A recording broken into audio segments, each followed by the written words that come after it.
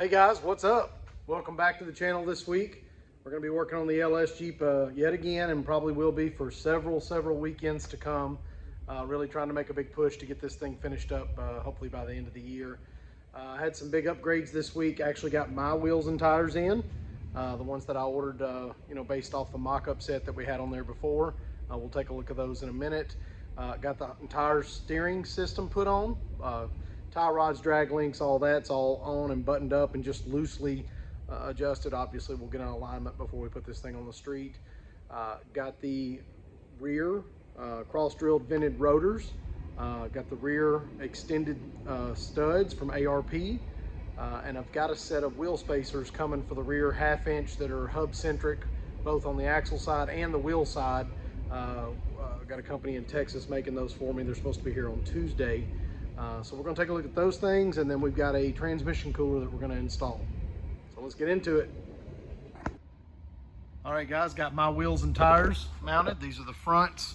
Got the American Muscle supplied these wheels and tires to me, so really pleased with the look. Went ahead and went with a pretty wide tire on the front too, because this is such a short wheelbase. I do want it to have some street manners. Went with a 275/40/17 on the front and a 315, let's see what it is on the rear. It is a 315/35/17 on the rear. So as I said in the intro, we've got those extended studs from ARP. We got the Detroit axle, cross-drilled vented rotors, new brake pads. Got that rear all buttoned up with those deep dish wheels. Like I said, I've got those 315s on it. Pay no attention to my temporary axle retainer / shock, which is the ratchet straps just holding the axle in place. But yeah, got those buttoned up. Got the the Ford 8.8 rear axle. Got the rear diff cover put on. Got it all serviced inside with new fluid and new friction modifier. Got the track bar bracket trimmed down. It was a universal one that had room for growth for a lifted application, but obviously we're not doing lifted, so we cut down all the excess bracket and got rid of that. Got the rear end, got those 68 C10 lowering springs in the back just sitting there. They're basically a perfect replica of a TJ spring. They're small, big, small, so they're going to work really good for our application. Got the rear track bar on. Obviously we won't be able to fully set it on the ground and center the axle and everything up until those wheel spacers get here. Once those do, then we'll determine whether that track bar is going to work or if we're going to have to go with an adjustable. So we'll take a look at the front. On the front, we went with all Precision Products, or Precision Chassis, excuse me, front end components. We'd already put in the Rough Country heavy duty ball joints.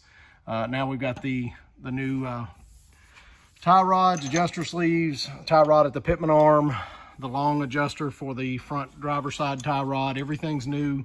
Do have an adjustable track bar. I had one here from a previous build that was very low mileage. The rubber's not even torn or anything on it, so it is adjustable. I've got that on there for at least setup purposes. Again, until we get it on the ground and fully loaded, we won't be able to determine where the axle is going to sit left or right. So it's a starting point, and it does make it to where at least now we can set it on the ground and use the steering wheel to move it around.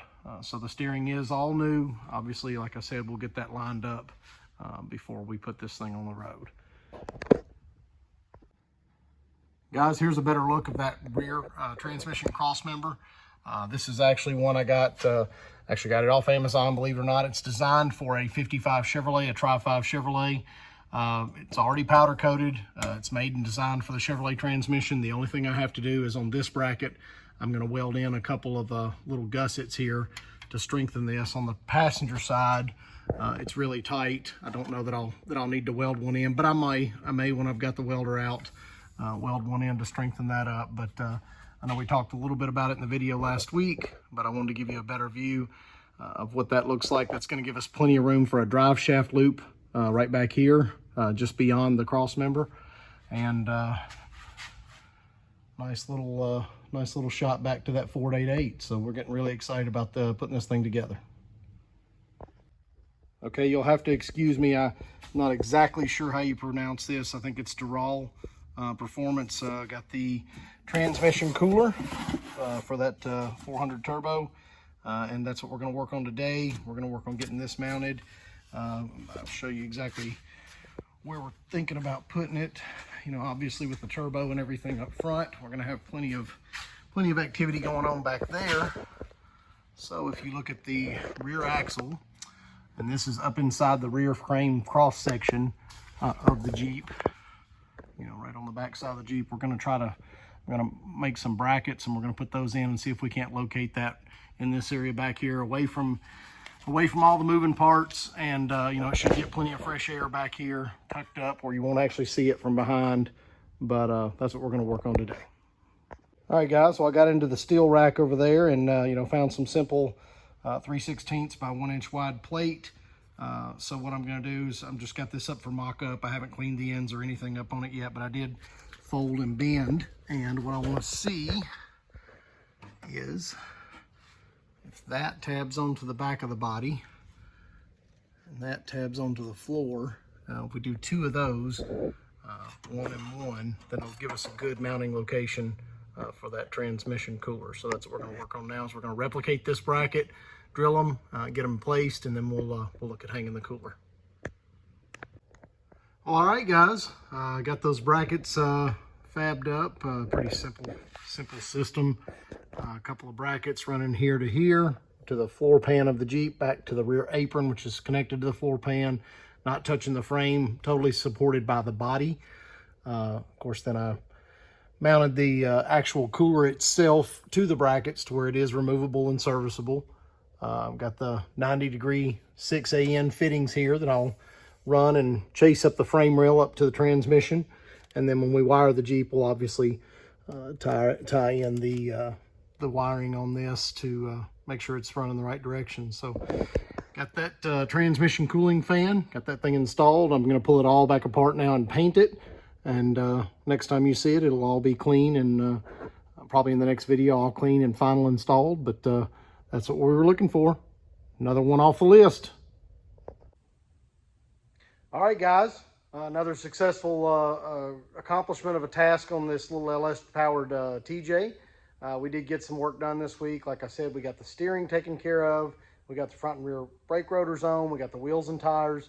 The rear brake calipers are on with new pads. The front ones, I'm actually going to have to do a little research. I've actually got to buy an earlier model XJ front caliper, because the bolt spread on the calipers is actually different than that of a later model TJ. So we'll get those calipers in this week. Go ahead and get all the brakes hooked up and plumbed and bled.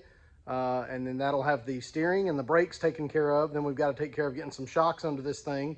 And then that should have, you know, the basic drivetrain taken care of. Those wheel spacers that are being manufactured down in Texas for us, those will be here this week, probably Tuesday.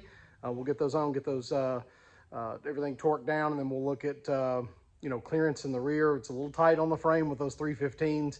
We may have to do a little trimming off the upper spring perches, but we'll tackle that once we get the wheel spacers in.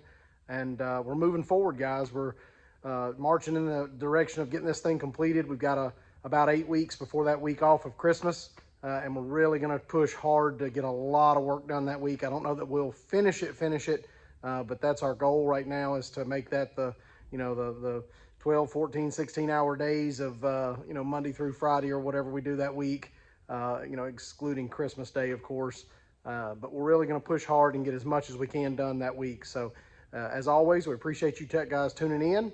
We appreciate you sharing. We encourage the comments. Remember to check us out every day on Facebook.com, Richter's Off-Road Performance, or Richter's Off-Road on TikTok, or right here on YouTube. Appreciate it. We'll see you next week.